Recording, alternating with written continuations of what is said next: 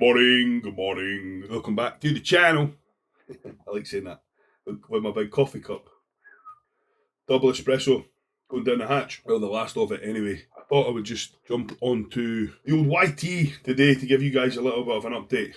And I thought I would show you how I'm going to phase myself back into training. So I've actually had rest. So my last session was pull on Wednesday the 22nd. So this is day number 6. And it was rest day yesterday as well, so I'm back to training legs B today. So it's my Romanian deadlift session. Now, what happened? Why did I have to take 6 days off? Yes, by the way, we've got water. If you follow me on Instagram, you'll see what happened here.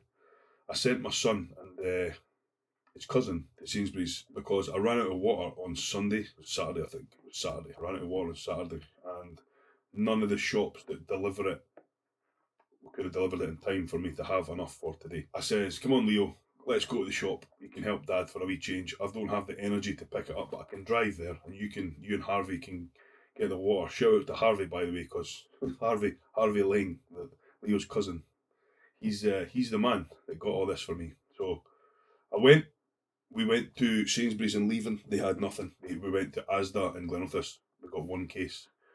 We went to Morrison's, they had 1 case. So we shot through Kirkcaldy, we tried Asda, we had 4 cases I think. So I had like 6 cases and I'd driven all the way around Fife. So we had one last gasp, we went to Sainsbury's and I sat on the phone to James in the car. I said, boys, if there's water in there, give me a shout. So my phone rings, Dad, there's loads here, how many do you want? I says, just get as many as you can carry, boys. Thinking 7 years old, 10 years old, I'd maybe get another 5 cases, 10 cases max. Something like, maybe they could fill a trolley, get another 12, 13 cases, something like that. So I'm sitting on the phone to James. Obviously, when you're on the phone, time goes by quickly. Yeah, I looked out the window. I was like, James, I'm going to have to phone you back, mate. Cute little boys cleared the shop. So we've got 55 cases of Evian.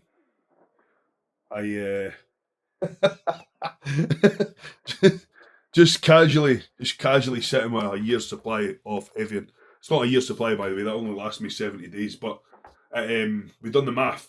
We've done the math in the car, and it's 495 litres, 495 kilos of water.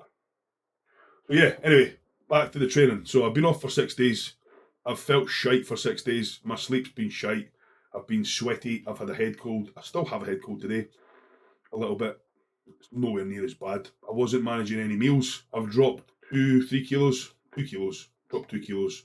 But I've been off the gym for 6 days. So when you're off the gym, you lose inflammation in the tissue. You drop kilos. It happens. So I feel a lot fresher today. Got a not bad sleep last night. Food went in yesterday, no problem. Water went in yesterday, no problem. So I'm ready to get back to it today. Now it's leg day today, legs B. So we've got Romanian deadlifts, a little bit of hamstring curls, and then we've got some upper body work. So we've got some flies, some bicep curls, and some tricep pushdowns. So it will be a big devolume session. Then tomorrow's just automatically a rest anyway because it comes after legs. So that'll get me back to full fighting order. And then I will be back on Monday, Tuesday. Not Monday, Tuesday, because today. So it'll be Thursday, Friday for push and pull. Again, more than likely devolume sessions, and then straight back in over the weekend at full intensity. So I thought today I could just carry the phone, carry the DJI, let you guys see how I phase myself back in on the first session, because I know that a lot of people just jump back in where they left off. And guys, if you jump back in where you left off a week ago before you got unwell, you will put yourself right back to square one very, very quickly. So you always have to warm up the oven, so to speak, before you start cooking. And I thought I could educate you all today and show you what my day is going to look like, what my training session is going to look like when I'm phasing myself back in. Speaking of cooking, it's time for meal 1. I've finished a decent chunk of the first work block. So, yeah, meal 1 time. Let's crack on. 100 grams of cream of rice.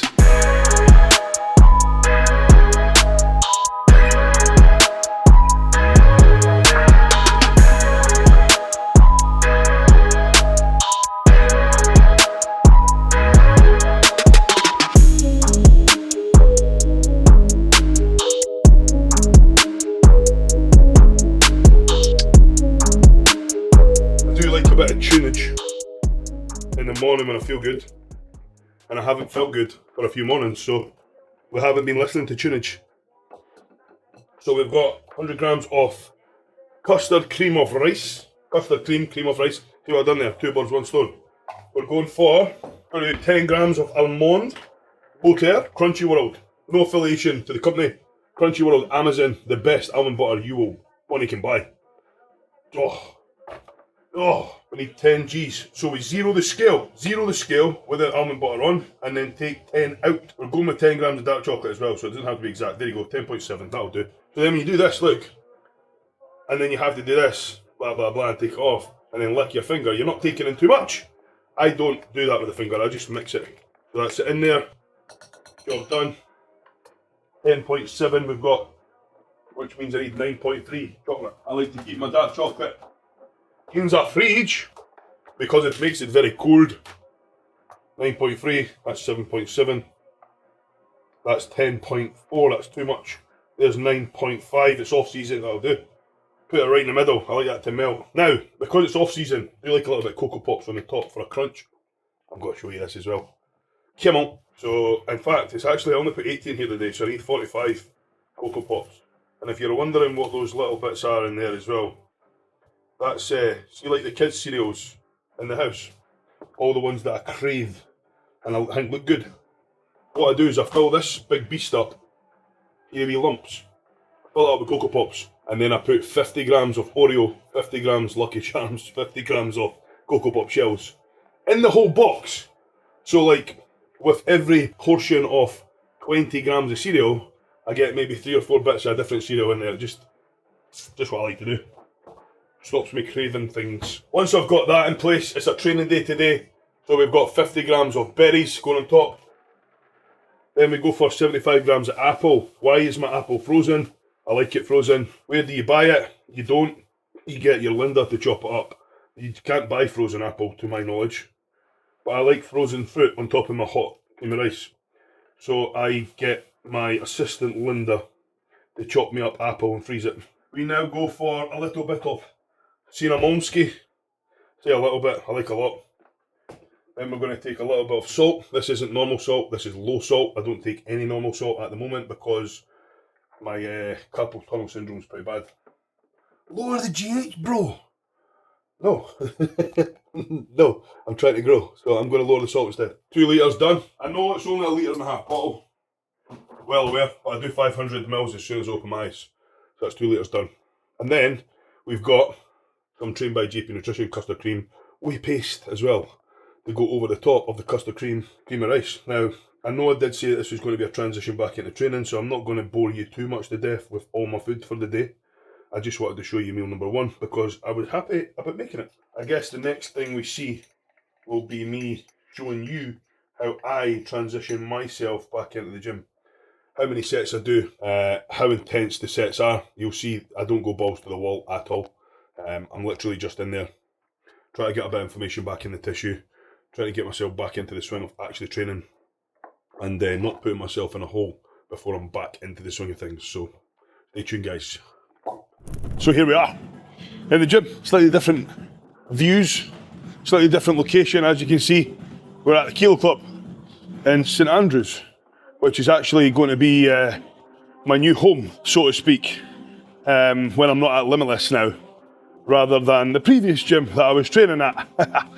The reason being, so there's been a lot happened recently. Don't know if you've seen my stories on Instagram, but there's going to be a big announcement very, very soon on my YouTube channel. But as it stands just now, I don't want to give too much away. But as you may or may not have heard, I am going to be a very, very proud gym owner soon, next year, 2026. We're going to be opening a Limitless in Fife, and let's just say there's been a very small conflict of interests at the gym that I was training at previously, so I've decided to move location. So now I am travelling back and forth to Limitless in Stirling and Limitless in Cumbernauld, but I just don't have the time scales to do that every single day. Every single day, travelling an hour and a half there, an hour and a half back, on top of coaching, my own training, my own bodybuilding journey, trying to be a dad to 2 kids, still trying to be a husband as well. It's difficult, guys. So It's just 3 hours off my day that I just don't have to waste, unfortunately, which is why I'm so keen to bring Limitless to Fife. Fife, for me, has been home forever. I've never lived anywhere else. I've always lived in Fife. And bodybuilding for me has been a massive part of my life as well for the last 15 years. I remember the very first day I ever went to the gym.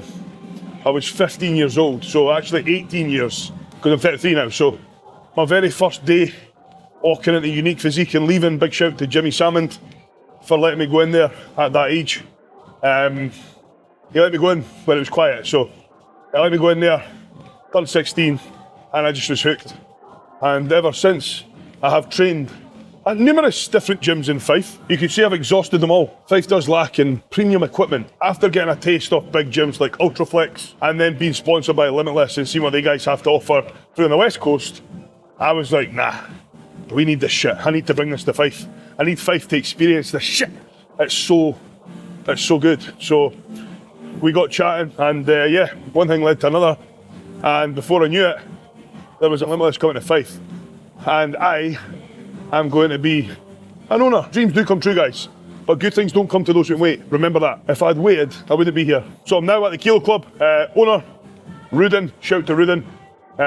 He actually doesn't mind me speaking about the new gym and this gym. So, aye, very exciting. He's very passionate about lifting. He's very, very passionate about equipment. Very passionate about the gym. And he's just as excited for Limitless to open as I am. And he owns a gym in Fife, so aye, it's good. It's a good wee place. They've got, I mean, it's not huge in here, but it's got way more than other gyms in Fife. Try not to say too many things to put other gyms down because everybody's doing what they can, I guess. But in here we've got lots of Cybex, lots and all this. Some decent kit, so it's going to be enough to see me through until I get my own one open. So, what are we doing? Well, we're on the treadmill, getting some steps in. I like to use this time to warm up my legs, get some blood flowing, let my coffee kick in, answer some work messages, because by the time I've logged off my computer and got to the gym, I usually have some replies to do. So I like to just clear the phone before I start my training session. If my work phone is not clear by the time I start my training session, I don't get a very good session because I'm constantly thinking about work. And I need to be work-free when I'm training. So that gets cleared and then it goes in the bag and it doesn't get looked at again until I'm finished. What I do is when I'm finished, I jump in my car, I eat my post-workout meal and reply to more messages that come in as I've been training. So if you are signed up to AO, you will know that 2 hour to 2.5 hour block of the day is really the only time you don't get a response from me. Then I'll look at my personal phone, I crack on, reply to a few of those messages. Personal phone isn't quite as important as the work phone, so I don't have to have this one cleared. But likewise, once I'm finished, in the bag. Sometimes keep it out of the bag, keep it in my pocket because I have the tunes on, but it can become a distraction, guys. And if you let your phone become a distraction when you're in the gym, ultimately you could leave progress on the table. So it's not something that I try and do very often. Now, today's session is legs B, so it's my improvement session, which means there's not an awful lot of legs in there because my legs are pretty good, right? I've got enough quads, I've got calves for days, hamstrings is where I'm lacking. Glutes, pretty good as well, right? So my lower body's pretty there. The only bit of my lower body that's not there is my hamstrings. So today we have, supposed to have 3 sets of lying hamstring curl, but obviously because we're just back after a week off, I'm only doing 2 sets. Am I going to push to failure? Absolutely not. I'm going to leave 2 reps in reserve. What does that mean? Well, if you are pushing to failure, that is where you can no longer complete another rep. Failure would be like 0 reps in reserve. The rep before failure would be 1 rep in reserve, and the 2 reps before failure would be 2 reps in reserve. So I'm going to push myself all the way till I think I'm only going to get another 2 reps here, and then I'm going to stop. But after speaking with Cuba in prep, my 2 reps in reserve doesn't. I don't have that. I don't yet have it. Strange, because I'd say I was quite an experienced lifter, but I still can't get to 2 reps in reserve. I end up going past it, and then I don't realise until I can't get another rep, and then I failed. So Cuba's asked me to leave more than 2 in reserve. Once it starts to hurt, I'll do another couple and then I'll stop. So we've got the 2 sets of lying hamstring curl. We've got 1 set of RDL, so the 2 sets of RDL, and that's it. hamstrings are dusted for the day. So usually 5 sets, today 3 sets. Again, 2 reps in reserve. Then we're moving on a bit delts. Usually 3 sets of lateral raise. Today only 2 sets. And then we've got 2 sets triceps, 2 sets biceps. Usually 3 sets. So we've taken a reduction of 1 set across every exercise. So we've 5 sets reduced. Today's my shortest session anyway. I can usually get in and out in about an hour. So today's going to be really short. A wee bit longer probably because I've got you guys to take through the session, but what better session to crack on with than this one. Then obviously tomorrow would usually be a rest day after legs, so I'll still rest. A lot of people here would say, well, I've had a week off, so I'm not going to just do 1 session and then rest. But what you need to remember is, coming back after illness, your body's still compromised, guys, all right? So my body's still not fully recovered. I'm not 100% recovered. Still have a little bit of blocked nose, but I'm way better, and I'm definitely ready to get back in and start creating some inflammation in the tissue, get myself back into the swing of things. Now, the reason why we say you have to warm up the oven before you start cooking is because it's true. Once you've been off the gym for a period of 4, 5, even 6 days, the inflammation that you hold within the tissue drops. So I've dropped 2 kilos of scale weight. Now, that's not because I have shrunk. It's not because I've lost any muscle. I've just lost that inflammation. I've lost the water retention, and I've lost the fullness from the actual training itself. You have to get that back in before you start cooking with gas, right? So how many times have you been off the gym for a week and then went back to the gym, woke up the next day feeling like you've been wrecked by a train? I used to do it. I used to be the one who was worst. I used to hate going back to the gym because for days after it, you were just in a hole. Well, guess what? That's the wrong way to get back into the gym. So today, we're transitioning back in nice and slowly, and I'm going to show you exactly what I mean by 2 reps in reserve. I'm going to show you the intensity that you need to take into your sessions when you go back in. You will not see me sniffing salts. You definitely will not see me taking super big deep breaths, screaming, grunting, and getting myself mentally ready for big attack sets. It's not going to happen. I'm going to move into every single machine, cool, calm and collective. In fact, so cool that I'll be able to drink hot water and shout you ice cubes a day, guys. All right? That will keep me calm, it will keep me collective, and it'll make sure that I'm listening to my body and I will know exactly where I need to stop. That is how you transition back in. I'll still wake up tomorrow sore because I'm not used to the stimulus anymore. My body's in an untrained state, but I will not wake up in a hole. That's what you need to do, guys. I'll do that today. I'll rest tomorrow as normal. I'll then get back in for push and pull and devolume as well. And then I will be 1 more rest day and then back in at full intensity next week. So pay attention. We're starting off today with machine lateral, and we're on the trotter. We're on the trotter. Now, I have never heard of this make, so I'm going to be totally honest with you here, right? I wasn't expecting very much when I jumped on it the first time. It's probably up there with one of the best machine seated laterals I've ever used. And I'm not just saying that. The range of motion you get on it is absolutely insane. And I'm going to show you right now what I mean by that. If you follow my stuff, you'll know that I'm quite a big advocate of not restricting shoulder movement when we're doing machine laterals, because you see a lot of people stopping short. This machine doesn't stop short. You can actually take this machine all the way up to the very, very top until your hands collapse out at the top. So it's a good machine. A good sign when you start to get too big to get into the machine as well, that you're growing. So again, not trying to break any records here. Still warming up. Same as I would always warm up, nothing changes there. When we're doing a machine lateral, or any kind of side lateral raise, you don't want to be driving your elbows or your hands up to the sky. Because if you do, you bring a lot of traps in. So what you do want to do is imagine you're trying to scrape your knuckles along the floor and then up the walls at the side. Like this. Okay? But then don't stop there. Go until you can't go anymore. Come down. Don't come all the way down until the tension comes off. Stop before the tension comes off, and then drive up, out and up, and pause. Pausing inside laterals, for me, makes the biggest difference. Controlling the end ranges, because that's where the majority of the magic happens, I believe.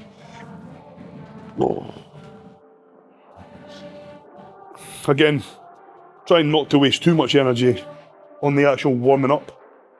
But that felt really, really good. Now I know here I've got 10 to 15 reps to achieve. I don't want to be breaking any records though. So looking back here, I've done 12 for 13 the last time. So if I take 12 for a spin, I should still hit the 10.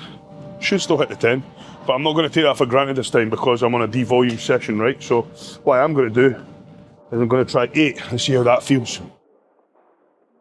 That feels really good.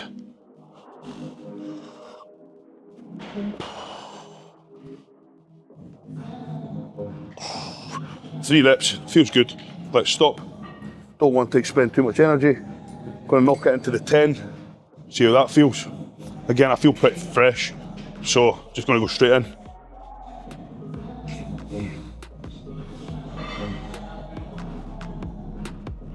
That also feels good, so I'm not going to waste much time there either.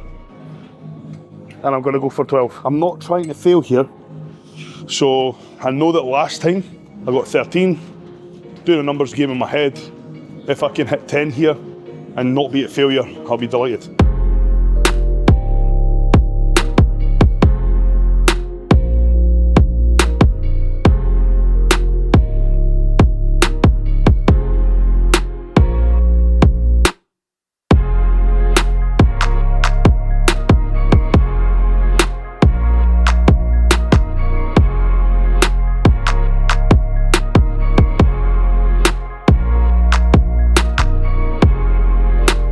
Now, gauging to reserve, even for me, is still quite hard.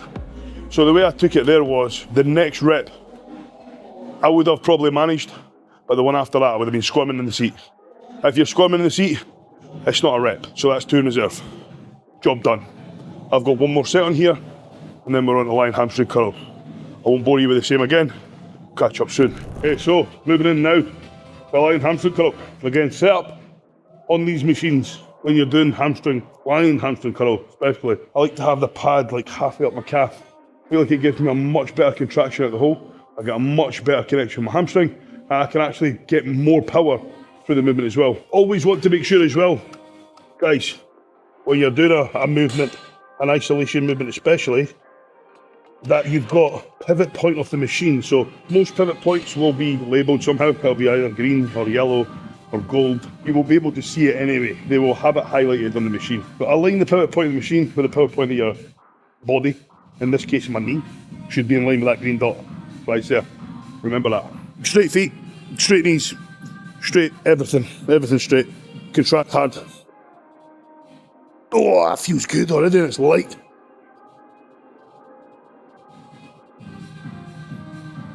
Oh. Oh, yes, that feels amazing actually. Oh, no, I haven't climaxed. But I do love this shit, and that does feel good. I mean, you don't have a hamstring. Feeling hamstrings is a good feeling.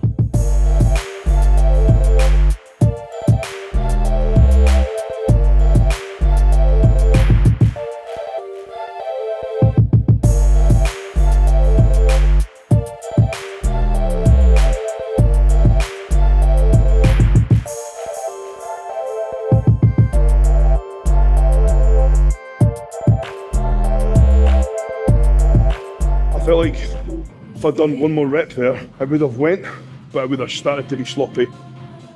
So I'm classing that as 2 in reserve. If it works, guys, it works. Again, my hamstrings feel torched from one set. So taking it beyond that place today, it's not going to do me any favours at all. We're into the main movement of the day, the Romanian deadlift. Now, what I've been doing here is because I've got 2 sets on everything, I've been filming the first one for you guys, and then filming the second one for everybody who can't be asked watching the YouTube. The Aura ring comes off for this one. It's not because I'm trying to impress anybody, it's just because I don't like to market my OCD, and I don't have my ring cover. Yes, I have a ring cover, but I don't have it, it's in the car. I also don't have my wrist straps, so what I'll do is I'll just get warmed up, I'll get my wrist straps, and we'll come back here. What I do like to do, firstly, is kick off the moon boots. Not just because they're big, because I kick off any trainers to do a Romanian deadlift anyway. I just feel like you got better base through the floor. So my logbook clearly states that last session I'd done 2 sets of Romanian deadlifts, one at 55 kilos dumbbells and one at 50 kilo dumbbells. Both sets were achieved 8 reps. I've got 68 reps to achieve today.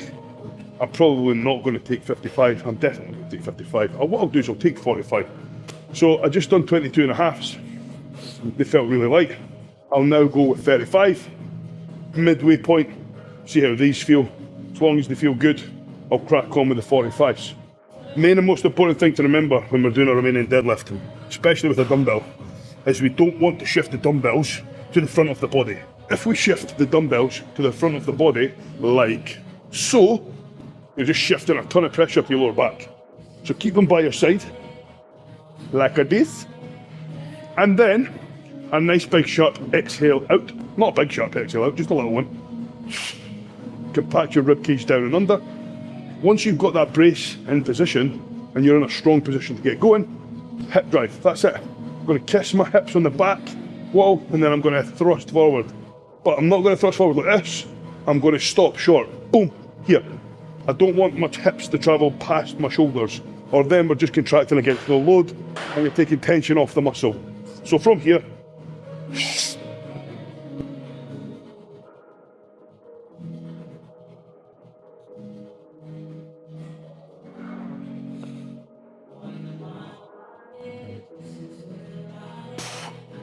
that feels good. So we're going to stop.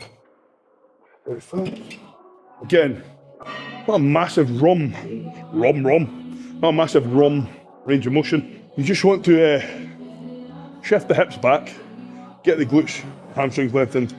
Once your hips can't move any further back, it makes no sense to keep trying to get more depth. You're just chasing range that isn't there. Once your hips are finished going back, and you can no longer get them back, try and tuck your obliques into your thighs. Once you can't get your hips to move any further, just literally thrust forward. Don't want you to think about pulling the weight up, just thrust.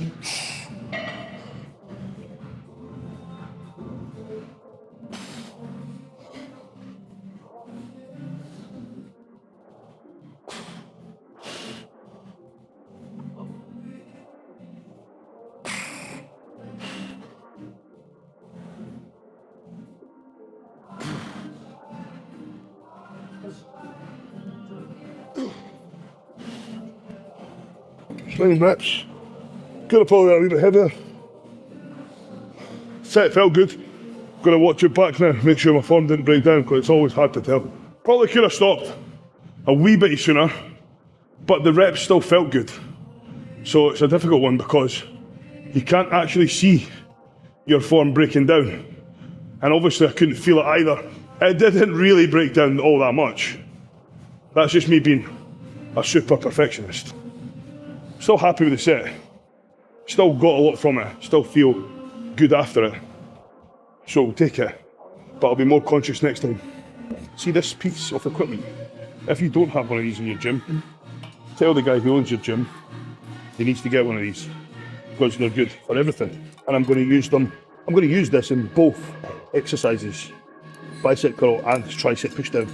Again, it's very easy to contract and then put a weight down slow. Anybody can put a weight down slow. You have to actually resist the loading to make the muscle work, essentially. So the way I kind of cue this to my clients is a nice hard contraction up, keeping the elbow as still as you can, and then almost like you're trying to push your fists away. You feel a lot more tension in the bicep, trying to push your fists away as you come down on the eccentric part of the movement, rather than just dropping the weight. And you will get more progress that way. Actually, I don't feel like I'm going to have to do many more reps. That feels pretty good. So, dripping head to toe in rject, as you can see. And yes, we do actually have a rject undergarment on today as well. So this one here is the rject weakness ribbed black sleeveless tank vest, whatever you want to call it. It's a lovely addition to the wardrobe, and you can still buy it on the Reject Weakness website, and you can save 15% with my code AO15.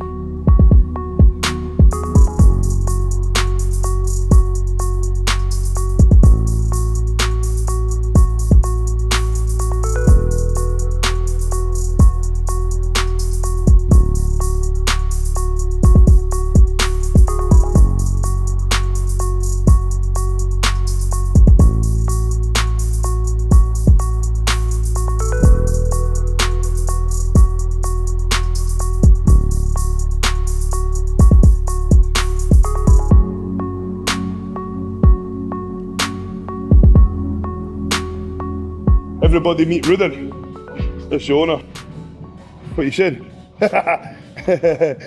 Not bad. Yeah. I'm just showing everybody on YouTube the Kilo Club. Just taking them through a session today. So, anything you want to say? Come to St Andrews, guys. Come to St Andrews if you're local. If you stay anywhere near the St Andrews neck of the woods, pop in. I've done a bit of B-roll, showed everybody what you've got to offer here. Much appreciated. What else is happening? We're putting a mez in soon, you said? 2 mez and hopefully at least another 12 bits of kit. So yeah, just growing. So from we've here. got 2 mezes coming. I've just knocked my music on. 2 mezes, another 12 bits of kit. What else have we got coming? Eventually saunas, Saunas. posing room, meal prep, cafe, the full works. But we're growing as the membership grows. Correct. So, Yeah. again, like I said earlier, you get 2 different kinds of gym owner. You get the gym owner who opens the gym and then just takes the money, lets the machines rot, doesn't put back into it. And then you get the gym owner like Rudin, like I'm going to be as well, who invests every penny back in, swaps out pieces of kit, listens to the members, gets shit done and creates something special. And that's kind of what we've got here in St Andrews. We've got something really good. Again, every single piece of kit in here has been picked by Rudin. And like I said earlier, more than enough to get by, build a physique. So if you're near St Andrews or you're passing, you're on holiday, you want to get a gym session in, pop along to the Kilo Club and try it out. This guy knows. This guy knows. This guy knows. When we're training triceps here, we don't have any machinery, apparatus or equipment to brace the upper arm against, just like that. Now, the way we brace here is by flaring our massive lats, boom, and then pulling the upper arm in against the lat. So my upper arm can't really move much now. Nice big stretch up, and then a hard push down and in. I see a lot of people doing this. I'm not sure what that's doing because, like, I can feel a little bit of shortening the tricep, but not very much. So, always come up to full stretch. Personally, I don't like to see anybody's elbows moving forward. If your elbows move forward, you're losing tension on the tricep. Like, I can feel it. Tension's there, no tension there. Tension there, no tension there. So if you're letting your arm peek forward, you're losing tension. Don't do that. Pull your arms in, keep them welded against the lats, drive hard down and in, and then as you come up, almost drive your elbows back gently to stop them moving forward. Once you hit full stretch, bosh, away again. Oh man, I'm gonna order like 5 for my gym so that I'm never without one, because it's amazing.